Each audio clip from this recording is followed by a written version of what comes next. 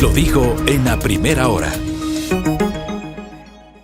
8:10 en la mañana. Hablemos de los temas económicos, Belkis. A usted que le encanta la economía. Cascadas de diversión.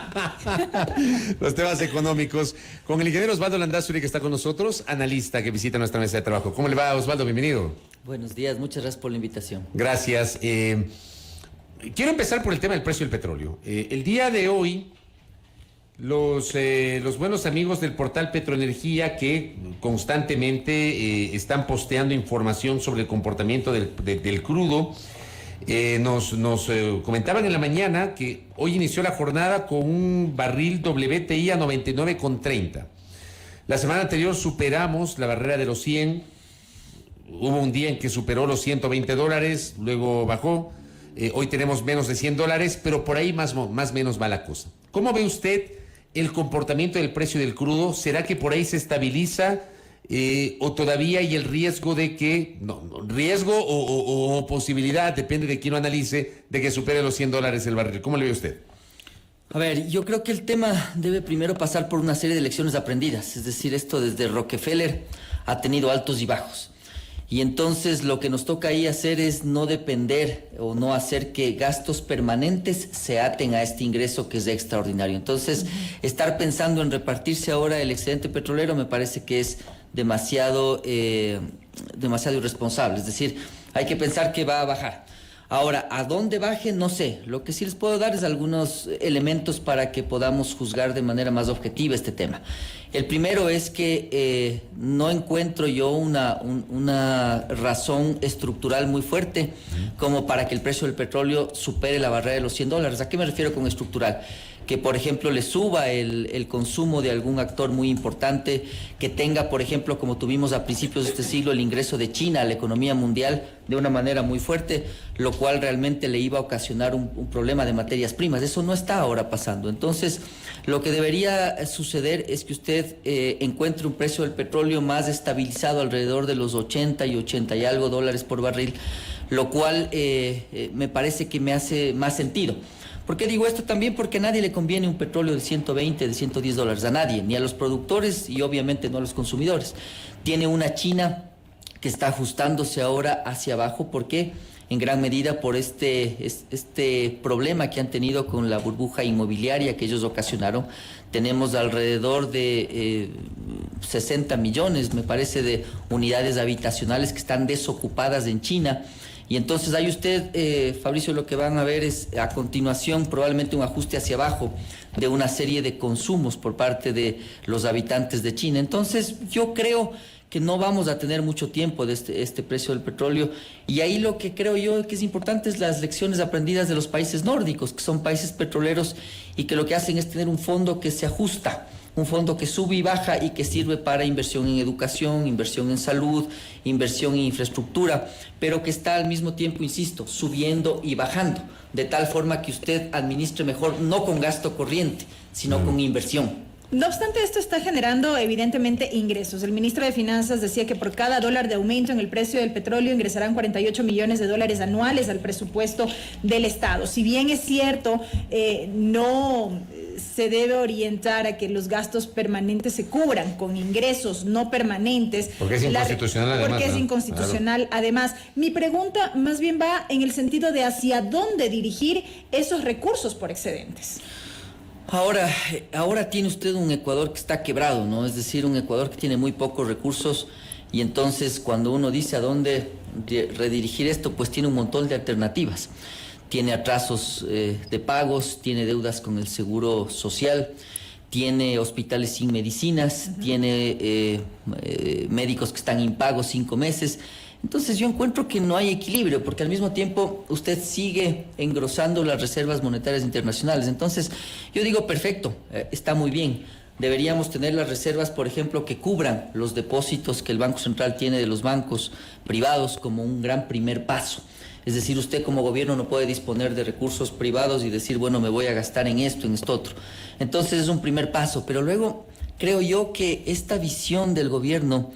Y ustedes recuerdan que yo era de los que abogaba por tener equilibrios, o sea, yo creo que eso es básico en una economía dolarizada, pero creo que al mismo tiempo tiene que ser equilibrios en todo sentido. Entonces, lo que sí no conviene, Belkis, es tener un precio del petróleo más alto y hospitales sin medicinas. Eso sí no es aceptable. Claro, eso por ejemplo la gente no lo entiende. Eso, ¿no? O sea, eso no a se ver, entiende. el común de los ciudadanos no le va a entender la explicación de que esta plata se va a destinar para tal cosa o no se puede echar mano o hay que guardarla en un fondo o no sé qué. Eso no le va a entender la gente. La gente dice, a ver, tenemos precios de $100. ¿Cuánto significa eso? Ve el que se acaba de señalar lo que ha explicado el ministro de Economía. Entonces la gente dice, ¿por qué si hay plata no hay medicinas en los hospitales? ¿Por qué si hay plata no hay médicos en los hospitales? ¿Cómo le explicamos eso a la gente? Al común de los ciudadanos.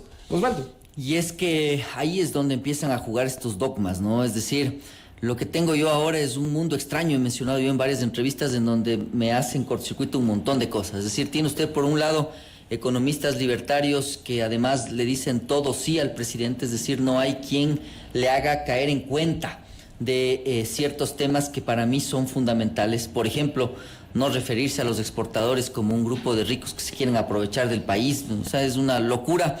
Por otro lado, tiene un candidato Lasso que para mí es el peor enemigo, el presidente Lasso, es decir, ofreció a todos todo.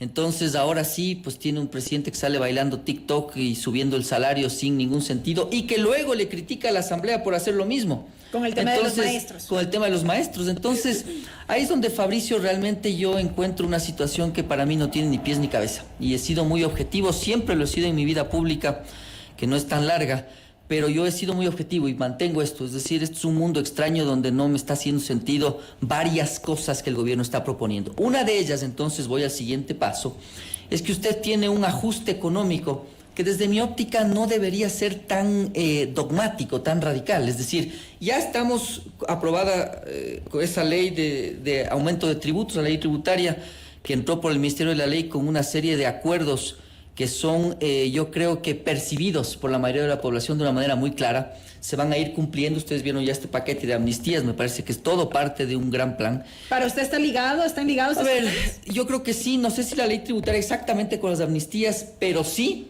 el mantener a Yori, por ejemplo, en la presidencia. Claro, eso nos guste o no, es parte de. Entonces, desde mi óptica, por supuesto no puedo afirmarlo, pero es lo que yo veo porque converso con asambleístas todo el tiempo y es mi sentido común el que me indica aquello, no puedo afirmarlo a ciencia cierta. Entonces, ahí lo que usted tiene, en resumen, es que todo esto le está haciendo cortocircuito con lo que viene luego. Entonces, ¿qué viene luego? Que tiene usted un gobierno que está tratando de ajustar demasiado rápido tal vez las variables que la población no la siente, Reserva Monetaria Internacional, por ejemplo. Entonces, ¿yo qué le diría? Si ya llegó a cubrir los depósitos de los bancos en el Banco Central, ya es un primer paso.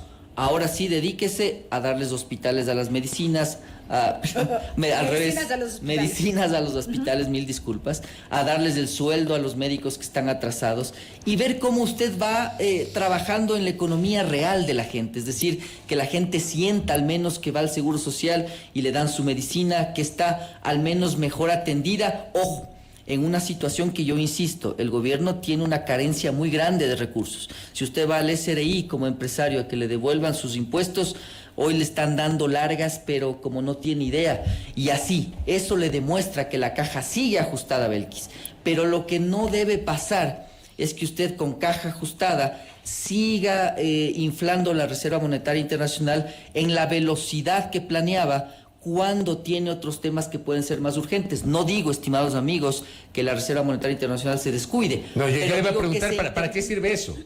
¿Para qué sirve ¿Para eso? qué? Claro, o sea, otra vez, vuelvo a lo que le decía hace minutos. ¿Cómo le explicamos a la gente para qué sirve inflar la Reserva Internacional con estas consideraciones que usted está señalando, Osvaldo? Yo creo que hay algunas aristas, Fabricio. La primera es el concepto de inflar la Reserva Monetaria Internacional, ¿no? Es decir, no es que se está inflando, lo que usted tiene primero es que tiene un déficit en la reserva. ¿Por qué? Porque la reserva está compuesta en primera etapa, estimados amigos, por depósitos privados. Es decir, el encaje bancario va al Banco Central. Entonces, usted lo que sí tiene que garantizar, Fabricio, es que ese recurso que está puesto ahí por los depositantes exista.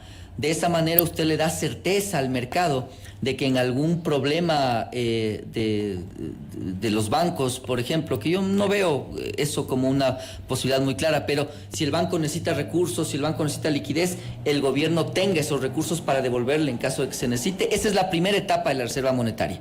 Entonces, esa etapa sí es imprescindible tenerla cubierta, Fabricio. Es decir, usted no puede disponer de recursos privados para temas públicos. Es decir, eso no está bien, es ordenado. Pero la segunda etapa de la Reserva Monetaria es que en un país dolarizado usted necesita tener ahorros, nos guste o no, los fonditos que le llamaba el expresidente Correa. Es decir, lo que usted necesita es entender qué pasa si es que le baja el precio del petróleo o si tiene un shock externo. ¿Por qué, estimados amigos? Porque si está dolarizado, lo malo de estar dolarizado es que es rígido. Es decir, usted no puede reaccionar a un golpe externo. Si le baja el precio del petróleo, si hay un terremoto, si es que hay una guerra internacional y los exportadores ya no pueden enviar divisas, usted necesita tener algún respaldo, mucho más si está dolarizado. Para eso sirve la Reserva Monetaria. Justamente uno de nuestros oyentes en nuestra transmisión en Facebook pregunta cómo se traduce este beneficio para el pueblo respecto del aumento de la Reserva Monetaria, y tiene que ver con lo que prácticamente está explicando. No sé si es que respondí la pregunta, pero para aclarar todavía más, está en que cuando nuestro amigo vea que hay una guerra en Ucrania o que hay un terremoto en un consumidor fuerte nuestro y que ya nos deja de comprar flores o que nos deja de comprar plátano o camarón o lo que sea, usted como gobierno puede decirle al país: yo puedo seguir pagando los salarios de mis maestros, de mis profesores, de mis policías, de mis médicos. ¿Por qué? Porque tengo un resguardo para poder actuar y poder seguir dolarizados. Porque la gran pregunta que nos hacemos todos los ecuatorianos es: ¿nos gusta o no nos gusta el dólar? Y todos respondemos: sí nos gusta. Es decir, es lo más atractivo que hay en el país. El único acuerdo nacional que tiene el país es el dólar. Entonces, si queremos usar el dólar, hay que hacer ciertos sacrificios, ciertos esfuerzos. Parte de esos esfuerzos es que usted ya no puede emitir moneda, estimado amigo, si es que hay un shock externo. Como no puede emitir moneda, lo que necesita es tener un fondo en donde pueda retirar recursos y poner recursos en función de las necesidades. Hay alternativas ahí, sí, pero yo no las comparto, ¿no? Antes se mencionaba, por ejemplo, que el Ecuador puede tener capacidad de endeudamiento, o puede tener hidroeléctricas, o puede tener carreteras, y ya ven ustedes que eso no se transforma en liquidez. Es como que si usted en una empresa diga: bueno, no tengo nada en la caja, pero tengo esta máquina, tengo este otro activo.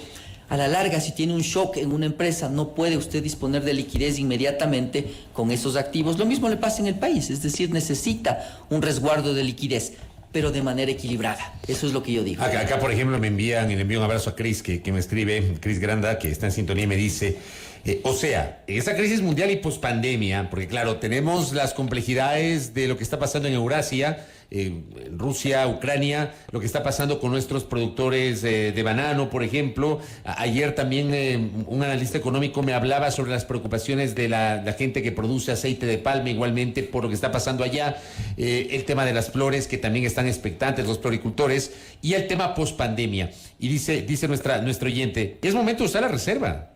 Dice, en el contexto de estas crisis, ¿es momento de usar la reserva, Osvaldo Landázuri? Sería momento, pero no es posible. Es decir, es el momento. No como locos tampoco. Es correcto. O sea, si uno pensaría en que este es un momento difícil para el país, sí lo es. Cuando usted menciona estos dos grandes temas, estas dos cabezas ahí que están molestando, que es la pandemia y la guerra, sí, pues yo le diría: use la reserva. Lo que pasa es que usted no tiene reserva, Fabricio. Es decir, no confundamos los conceptos. Es decir, el hecho de que los bancos privados le depositen plata en el Banco Central por ley, que es parte del encaje bancario, no significa que usted, gobierno, puede disponer de esos recursos. Eso yo he sido bien claro. O sea, a mí me parece que ese es un tema que debemos partir por concepto los ecuatorianos. Si usted sobre eso empieza a hacer caja y comienza a tener exportaciones muy altas y mucho tiempo del petróleo en alto valor, etcétera, pues podría disponer de esos recursos, estimado Fabricio. Pero hoy, más que no sea el momento, porque para mí sería el momento, es que usted no tiene plata para disponer. Y entonces, si usted dispone de la plata de los bancos, vuelve a caer en el mismo problema. El riesgo país le sigue creciendo, existe incertidumbre, no hay inversión, Y lo que usted está viendo ahora se complica todavía más, porque ya lo vivimos. Es decir, yo creo que ya el Ecuador ha pasado por una lección importante. Es decir, ya no nos debemos hacer esta pregunta. Si mañana ustedes les dicen, miren, cojamos la plata de las reservas, ustedes le deberían decir, bueno, eso ya hicimos en un momento del tiempo. ¿Y qué pasó? Pues no pasó absolutamente nada, los mismos problemas estructurales del país. Entonces, ya hay la respuesta a esa pregunta. Lo importante ahora es no cometer los errores que podrían estallar la parte social por querer inflar demasiado rápido la reserva. Eso es lo que podría ser, en cambio, el otro extremo, y es el que tampoco es adecuado. Pasamos rápidamente a otro tema. El proyecto de ley de atracción de inversiones urgente en materia económica. La Asamblea Nacional tramita esta iniciativa. Están corriendo estos 30 días plazos precisamente por este carácter de urgencia en materia económica. Está previsto que ya en estos días o en las próximas horas se apruebe el informe para segundo debate, para que ya pueda ser conocido por el Pleno. Una primera lectura respecto del contenido de esta propuesta. El gobierno dice que con este proyecto se busca la creación de 2 millones de empleos al menos hasta el 2025. Me recuerda mucho ya al expresidente Moreno y sus anuncios, ¿no? Es decir, los 15.000 millones de dólares de Pablo Campana, los 2 millones de empleos de Moreno, creo que era algo parecido, ¿no? 500.000 anuales, no me acuerdo exactamente. Se ve el tren playero. Sí, también. A ver, no creo que esté mal tratar esos temas de la ley de inversiones, me parece que son asuntos interesantes. No es que no se los haya tratado, es decir, algunos asuntos se quieren profundizar, por ejemplo, el tema de las zonas francas, el tema de las bolsas de valores. Se los trataron en su momento, pero no han tenido el impacto o los resultados que se esperaban en su momento. Hacia allá iba. Y la pregunta es ¿por qué? Es decir, el análisis debería ser más allá de esto, ¿no? Por eso es que usted tiene anuncios del ministro de la Producción diciendo que debemos celebrar que una tienda de ropa ponga 2 tiendas en el país. Es decir, se ve todavía que no están bien enfocados. No es que eso sea malo, es bueno, pero no me parece que es como para que un ministro esté anunciándolo en sus redes sociales. Entonces, ahí lo que sucede, Belkis, es que el tema pasa por entender los aspectos estructurales. Si usted tiene un salario que más que le duplica a sus competidores, si además tiene un presidente que quiere atraer inversión y que al día siguiente sale diciéndoles a los exportadores que es un grupo de ricos y que se quieren aprovechar del país, ¿qué cree que dice el inversionista de afuera? Como que le hace diciendo, bueno, ¿qué mismo? O sea, ¿es amigable o no es amigable con el sector privado? Y tercero, le pone impuestos, o sea, le puso recién un impuesto al patrimonio a las empresas. Entonces ahí la pregunta es, ¿qué afecta más? Tener la zona franca para que vengan empresas o para que los que estamos ya haciendo negocios en el país podamos producir sin impuestos, que para mí sería básico, ojo, ¿no? Yo creo que eso sería lo del principio. O tener sueldos competitivos o productividad competitiva, porque el sueldo le acompaña a la productividad. Si usted como ecuatoriano es más productivo que un colombiano, que un peruano, que un norteamericano y su sueldo en buena hora, pero el problema es que no se analiza así. Entonces, ahí es donde están los problemas de fondo, Belkis. Y yo no creo que esta ley por sí misma sea un impulso muy fuerte a la inversión si usted no trabaja en lo otro. Es decir, reformas laborales, el costo del salario, costo me refiero. Es decir, usted tiene los costos más altos. Yo que trabajo con Centroamérica haciendo negocios, me doy cuenta que el enfoque es completamente distinto. Si usted quiere hacer una zona franca, estimados amigos, es un país dentro de otro país. Entonces, incluso las regulaciones en República Dominicana, en El Salvador, son diferentes en la zona franca que fuera de la zona franca. Ahí se dan ustedes cuenta de la potencia. Ahora, ¿qué tan atractivo es tener maquilas, textiles, maquilas? No sé, no es que me encante mucho la idea, me parece que es una discusión mundial que debe ser analizada con bastante cuidado, porque usted tiene ahí trabajo infantil, tiene abusos que hoy se evidencian, por ejemplo, con haitianos en República Dominicana. Es decir, hay un montón de temas, pero si lo quiere hacer, ese es el camino. Es decir, usted debería hacer una zona franca que tenga una estructura laboral diferente, salarios distintos, por supuesto impuestos en cero, y yo no sé si es que eso esté realmente el Ecuador dispuesto a hacer. Entonces, si es que eso no sucede, pues yo mucho me temo que al final se aprobará algo, no sé, que esta ruleta rusa que se llama Asamblea Nacional, no sé qué suceda, pero lo cierto es que si se aprueba y no se acompaña con lo que yo comento, no va a tener resultados muy fuertes. El problema es que yo le veo muy verde la reforma laboral, ¿eh? O sea, El Ejecutivo recién desde hoy va a empezar una serie de diálogos con los sindicatos, recién desde hoy, no sé cuánto tiempo le tome en llevar adelante esos diálogos. En la Asamblea hay varios proyectos de reformas que duermen ahí, que están allí. Yo no veo que en el corto plazo vaya a haber algún cambio de fondo en materia laboral, Osvaldo. No sé si usted tiene otra expectativa. No, y es un error del gobierno. La gente que pone a hablar con los trabajadores es un error. No tengo nada contra esas personas, contra el ministro de Trabajo y todo, pero no son los perfiles. Es decir, usted no puede ponerle a un economista libertario a hablar con el FUD, que es el caso de Briones, o no le puede poner a Diego Ordóñez, o no le puede poner, incluso yo he mencionado, es un buen amigo mío, el ministro de Trabajo, buen conocido más bien, pero no veo que es el perfil, es decir, no encuentro que se aproxime de manera empática al trabajador ecuatoriano.